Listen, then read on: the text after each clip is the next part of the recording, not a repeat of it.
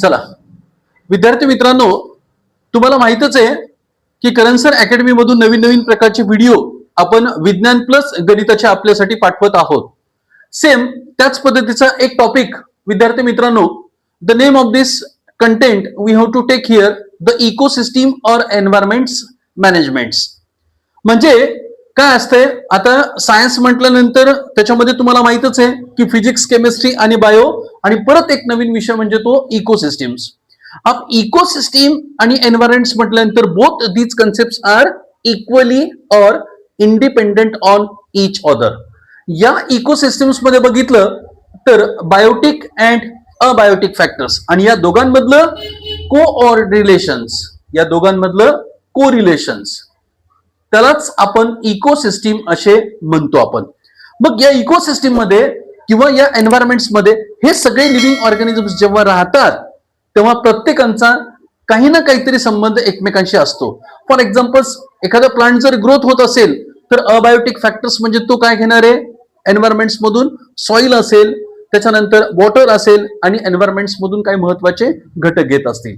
मग त्या इकोसिस्टीमच्या अंडरटेकिंग खाली हे बायोटिक अँड अबायोटिक फॅक्टर्स. मग परत बायोटिक्स मध्ये म्हटल्यानंतर जैविक, बायोटिक्स मीन्स जैविक, those living organisms having present in their environments known as the biotic factors. परत त्या बायोटिक्स मध्ये म्हटलं तर फूड चेन आलं, नेक्स्ट वन एनर्जी लेवल आलं, next one is there the food chain. आता ह्याच्यामध्ये फूड चेन म्हटल्यानंतर तुम्हाला एक छोटंसं उदाहरण सांगतो ना. First one is there the paddy crop. Paddy crop म्हणजे भाताची शेती.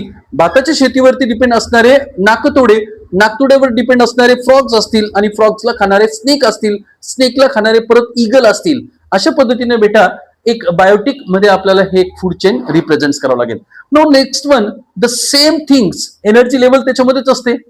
सगळ्यात खाली जो असणार आहे तो प्रोड्युसर, प्रोड्युसर्स मध्ये जास्त प्रमाणात एनर्जी असेल. Now next one is there the primary consumer, secondary consumer, tertiary consumers like that. And last one is there the food web.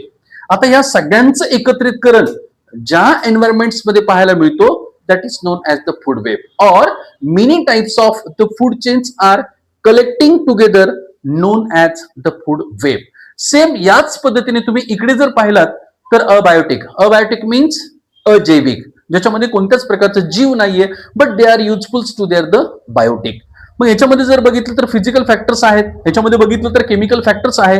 And once again these chemical factors has divide into there the two parts that is known as the organic and another one is there inorganics. म्हणजे तुम्ही पाहिलं असेल तर विद्यार्थी मित्रांनो, one shots मध्ये तुम्हाला सगळ्याच गोष्टी छान पद्धतीने कव्हर होतात. And these are useful for start from there the 5th standard till up to there the 12th standard. Use these concepts. If you have like it, then please share, subscribe and give there the proper comments.